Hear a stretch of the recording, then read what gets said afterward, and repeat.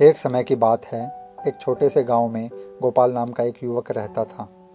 गोपाल की तरह ही और भी कई युवक प्रेम का सपना देखते थे, लेकिन गोपाल के लिए सौंदर्य ही सबसे महत्वपूर्ण था। उसका जीवन साधारण था, लेकिन दिल की बातों में वह सुंदरता को ही सब कुछ मानता था। एक दिन गांव के मेले में गोपाल ने दूर से एक सुंदर युवती को देखा। उसका नाम माधुरी था। उसकी लंबी काली जुल्फें, चमकती आंखें और मुस्कान ऐसी की जैसे अंधेरे में रोशनी फैलाने वाली हो। गोपाल उसकी सुंदरता में खो गया। उसने सोचा, इतनी सुंदर स्त्री का दिल भी उतना ही प्यारा होगा। क्या ऐसी सुंदरता के पीछे कोई बुराई छिपी हो सकती है? गोपाल के मन में माधुरी का ख्याल बस गया। वह उसकी सुंदरता का दीवाना हो गया। उसने उसके बारे में जानकारी जुटाई और पाया कि माधुरी अपने सौंदर्य और आकर्षण के लिए प्रसिद्ध थी, लेकिन उसने स्वभाव के बारे में ज्यादा लोग नहीं जानते थे। गोपाल को उसकी परवाह भी नहीं थी। उसकी नजर में माधुरी की सुंदरता ही सब कुछ थी। उसने उसके साथ एक खुशहाल जीवन बिताने के सपने देखे। कुछ दिनों बाद गोपाल ने हिम्मत जुटाई और माधुरी से अपने दिल की बात कही। उसने उसकी खूबसूरती की तारीफ की और उससे विवाह का प्रस्ताव रखा। माधुरी उसकी बातों से प्रभावित हुई और उसने विवाह के लिए हाँ कर दी।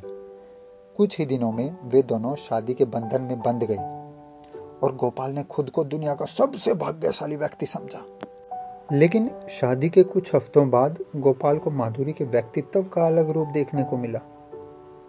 उसका बाहरी सौंदर्य तो अद्वितीय था, लेकिन उसके अंदर की दुनिया ठंडी और खाली थी। माधुरी स्वार्थी थी। उसे सिर्फ अपनी सुंदरता की चिंता थी और गोपाल की भावनाओं की उसे कोई परवाह नहीं थी।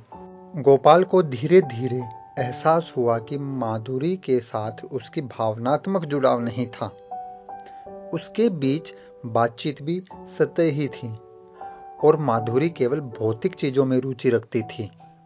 गोपाल का विवाह का सपना, जो उसने सुंदरता के आधार पर देखा था, धीरे धीरे टूटने लगा। वह समझने लगा कि केवल सुंदरता से एक रिश्ते का बनाए रखना संभव नहीं है। दिन ब दिन गोपाल का दिल बुझता गया। वह एक ऐसे बंधन में फंस गया था जहां केवल बाहरी सुंदरता थी, लेकिन सच्चे प्रेम और भावनात्मक संबंध का अभाव था। अब वह खुद को अकेला महसूस करने लगा। इन्हीं दिनों गोपाल की मुलाकात कमला नाम की एक महिला से हुई। कमला को लोग उतनी सुंदर नहीं मानते थे, लेकिन उसके अंदर कुछ खास था जो गोपाल को उसकी ओर खींचता था। कमला दयालु और हृदय से बहुत स्नेही थी। वह दूसरों की मदद के लिए हमेशा तैयार रहती थी और उसकी हंसी में एक सच्चाई थी जो किसी भी दिन को रोशन कर देती थी। कमला को बाहरी सुंदरता की परवाह नहीं थी। वह गोपाल के साथ सच्ची भावनाओं से पेश आती थी और उसके साथ वह सुकून महसूस करता था। धीरे धीरे गोपाल को एहसास हुआ कि कमला की आंतरिक सुंदरता उससे कहीं अधिक महत्वपूर्ण और मूल्यवान थी। कमला के साथ रहते हुए गोपाल को वो खुशी मिली जो वह माधुरी के साथ कभी महसूस नहीं कर पाया था। कमला का प्यार सच्चा और निस्वार्थ था। उसकी आत्मा की सुंदरता ने गोपाल के दिल पर राज किया और वो सचमुच दिल की रानी बन गई। यही है मुंशी प्रेमचंद की दिल की रानी की कहानी, जो हमें यह सिखाती है कि सच्चा सौंदर्य बाहरी नहीं बल्कि आंतरिक होता है और सच्चा प्यार वही पनपता है जहां दिल की गहराई में सच्चाई और संवेदना हो।